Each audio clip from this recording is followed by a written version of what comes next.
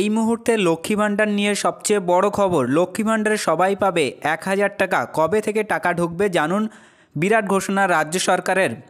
দিল্লির মনসাদ দখলের লড়াইয়ে নামার আগেই বাংলার মা বোনেদের মুখে হাসি ফোটালো রাজ্য সরকার। বেড়ে গেল লক্ষ্মী ভাণ্ডারের অনুদানের পরিমাণ।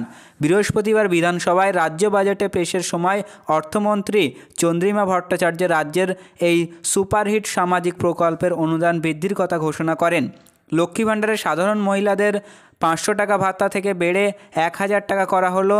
আর তফসিলি জাতি SC/ST মহিলাদের ১,০০০ টাকা থেকে ভাতা বেড়ে ১,২০০ টাকা করা হলো। বাজেটের বক্তৃতায় অর্থমন্ত্রী জানিয়েছেন, এর ফলে রাজ্যের ২,১১,০০,০০০ মহিলা উপকৃত হবেন। অনেক দিন ধরেই লক্ষ্মী ভাণ্ডারের ভাতা বৃদ্ধি নিয়ে জল্পনা চলছিল। মাসখানেক আগেই এ বিষয়ে জল্পনা প্রশাসনের পক্ষ থেকে খারিজ করেও দেওয়া হয়। এদিকে দুর্নীতি ইস্যুতে রাজ্য সরকারের ভাবমূর্তিতে বেশ কিছুটা খারাপ হয়েছে।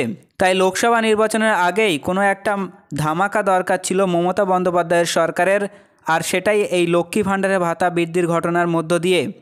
এজন্য এবারের বাজেটে অতিরিক্ত ১,২০০ কোটি টাকা লক্ষ্মী ভাণ্ডার খাতে বরাদ্দ করছেন অর্থমন্ত্রী। লক্ষ্মী ভাণ্ডারে এই বর্ধিত ভাতা এপ্রিল মাস থেকে কার্যকরী হবে, যা মে মাস থেকে হাতে পাবেন বাংলার মহিলারা।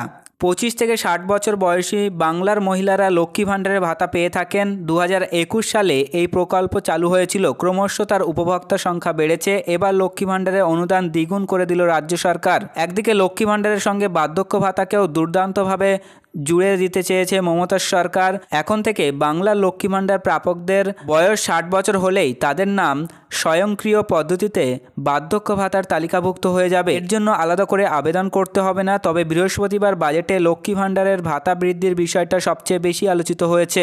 সম্মানীয় ভিউয়ার্স, এই ছিল আজকের গুরুত্বপূর্ণ খবর। পরবর্তীতে এই ধরনের গুরুত্বপূর্ণ খবর পেতে আমাদের চ্যানেলটিকে সাবস্ক্রাইব করে রাখুন। ভিডিওটি ভালো লাগলে লাইক করবেন এবং শেয়ার করে দিন।